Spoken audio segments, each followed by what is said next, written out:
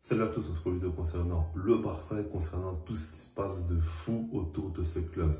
Je ne sais pas si vous vous en rendez compte, mais aujourd'hui le Barça enchaîne des transferts quand même assez mirobolants, on va dire, en termes de prix de transfert, en termes de joueurs, de qualité tout simplement, même en termes de quantité. Et en plus de ça, ce n'est pas encore fini, on n'est même pas au mois d'août. Donc on va essayer de faire un petit peu le point, comprendre clairement ce qui se passe. Et là, c'est vraiment une vidéo un petit peu particulière parce que je ne fais pas souvent ça.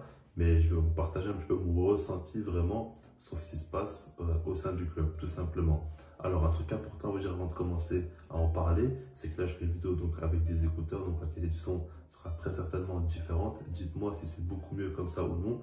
Comme ça, je saurai donc pour la suite, parce que je sais très bien qu'il y a beaucoup de gens qui n'ont pas été contents de la qualité de son de la vidéo. Et donc, comme ça, je saurai. Mais en tout cas, je compte aussi acheter un micro et ce sera encore mieux. Mais pour l'instant, en attendant, on va faire ça comme ça. Alors, par rapport au Barça. Ah, c'est piquant, on va pas se le cacher, c'est quand même assez fou ce qui se passe. Dites-vous que Christensen a signé librement, Kessié lui aussi a signé librement au sein du club, mais après on a des transferts quand même assez dingues comme Rafinha pour 50 millions d'euros plus 10 de bonus, si je ne me trompe pas on est à peu près là-dessus. On a aussi donc Jules Koundé très récemment, 50 plus 5 de bonus. On a Lewandowski, 45 plus 5 de bonus. On a aussi Dembélé qui a prolongé. Et en plus de ça, ce n'est pas fini. On parle maintenant d'Aspilicueta, de Marcos Alonso. On parle aussi et surtout de Bernardo Silva. On parle d'une somme de 80 millions d'euros demandée par City. Mais le joueur, lui, voudrait rejoindre le Barça. Donc on verra si ça va se faire ou non. Mais en tout cas, ça me fait peur. Franchement, je suis supporter du Barça, mais ça me fait peur. Moi, ce mercato, honnêtement, ça me fait peur. Il y a trop de joueurs, il y a trop de pépites. En plus de ça, ce qui est fort, c'est que Xavi a vraiment la main mise sur tous les transferts, on le voit très clairement. Et il a une idée très claire de son jeu, donc c'est vraiment hypant. On se dit qu'on pourra vraiment voir quelque chose de nouveau au sein du Barça. Et du beau football, mais en plus de ça, du football qui pourrait faire peur et faire mal aux équipes adverses. Donc c'est intéressant, clairement c'est très intéressant. Et par exemple, quand on regarde les recrues qui arrivent et qui parlent de Xavi en positif, moi c'est ça qui me fait vraiment, qui me hype clairement. Parce que par exemple, Koundé il arrive et il dit clairement que son déclic pour rejoindre le Barça, c'était vraiment son appel avec Xavi. Et il a compris que Xavi lui faisait énormément confiance et qu'ils ont la même vision du football, tout simplement. C'est assez fort. Lewandowski aussi a dit qu'il a eu pas mal d'appels avec Xavi et qu'il aime beaucoup sa vision. Et puis même, il a dit tout simplement que Xavi sait très bien ce qu'il doit faire pour remettre le Barça au sommet.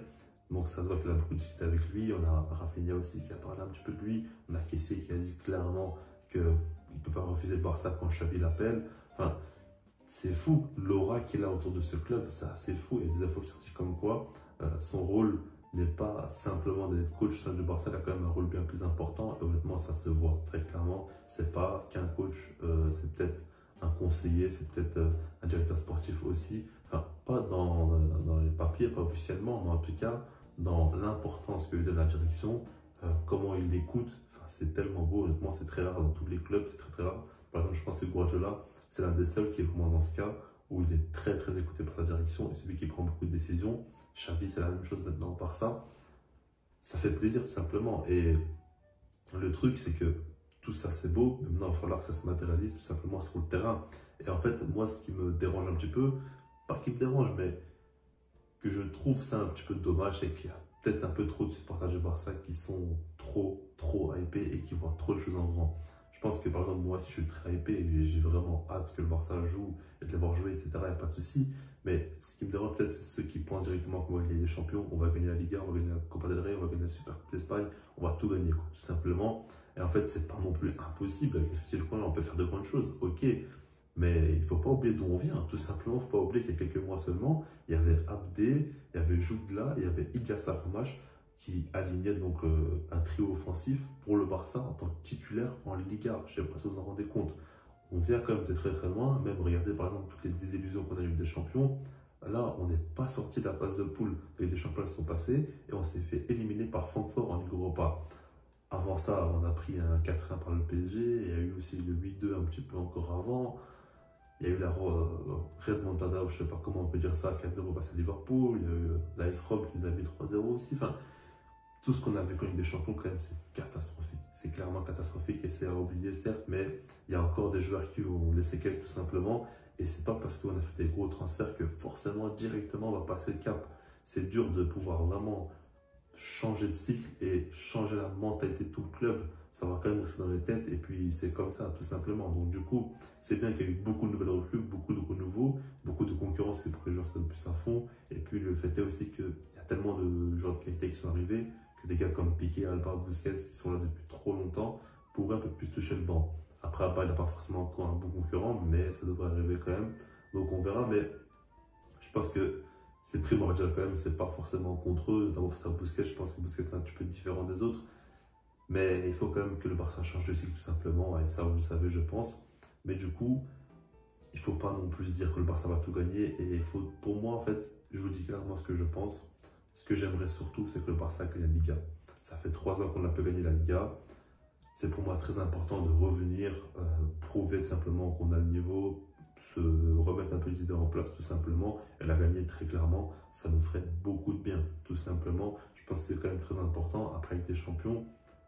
Je vise surtout au moins les quarts de finale, ok, mais en dehors de ça, je vise surtout le fait est que quand on sort, si jamais c'est le cas, on se fait éliminer, on va dire dignement, et pas en se faisant humilier, pas de remontada, pas éliminer beaucoup trop tôt en phase de groupe ou quoi.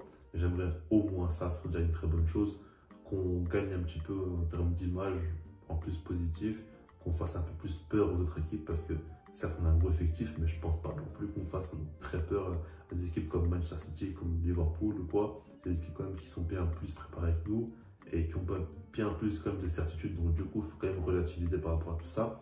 Mais en tout cas, ce qui est bien, c'est qu'aujourd'hui, on peut quand même espérer que le jeu de Xavi prenne vraiment forme et qu'on voit beaucoup de nouveautés au sein du Barça. Et ça, c'est quand même déjà une chose très très positive.